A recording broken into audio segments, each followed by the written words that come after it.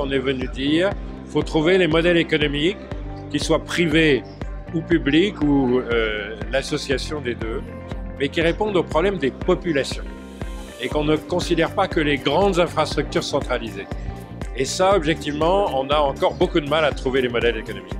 Aujourd'hui, il se passe quelque chose en matière de financement du privé, en matière de mobilisation du privé, qui va ajouter des forces et qui va probablement transformer plus l'Afrique dans les 10 ans qui viennent que dans les 60 ans depuis l'indépendance. Tout le monde est d'accord sur une chose, c'est qu'il faut aider les PME et les petits entrepreneurs à investir et à se développer. Donc tout le monde est d'accord sur le constat. Donc maintenant le chemin est long, donc maintenant il faudra faire d'autres réunions pour savoir comment on s'y prend.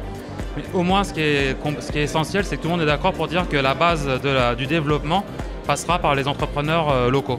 Aujourd'hui, c'est vrai, quand vous regardez le niveau de développement de l'Afrique, il y a certainement beaucoup de place pour l'entrepreneuriat social, pour accélérer le développement qui ne passe pas que par du business pur et dur, par les banques, les fonds d'investissement. On est tous d'accord aujourd'hui que l'Afrique a un potentiel énorme et qu'il y a une flexibilité pour pouvoir faire les affaires en Afrique. Ce qu'on demande aujourd'hui, c'est de créer les partenariats entre les pays africains, entre les entreprises africaines et les autres entreprises dans le monde entier. C'est ça qui va faire que nous allons développer le continent. Plus encore, il faudra une vision africaine de l'Afrique. Il faut aussi être dans le concret, il faut être aussi dans la réalisation des projets.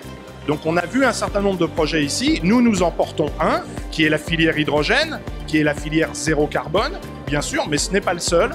Ce sont des leviers, des instruments de développement, d'indépendance et aussi de stabilité politique. Et le Forum, je pense, y contribue très fortement puisqu'on a vu des chefs d'entreprise, des responsables publics, des responsables politiques, des investisseurs, venir nous expliquer concrètement là où ils investissaient, comment ça fonctionnait, où étaient les risques, où étaient les difficultés et où étaient aussi les succès. Je pense que l'Europe offre un modèle de développement énergétique qui pourrait être meilleur et il ne faudrait pas le reproduire en Afrique. Notre Union de l'énergie a créé pas mal d'effets pervers parce qu'on a donné la priorité aux ENR sur le marché au détriment des autres sources. Et je propose que l'Afrique tienne compte de tous les effets pervers pour créer sur son territoire un mix diversifié, décarboné, mais autant que faire se peut. On ne va pas exiger de l'Afrique zéro carbone alors que c'est elle qui pollue le moins.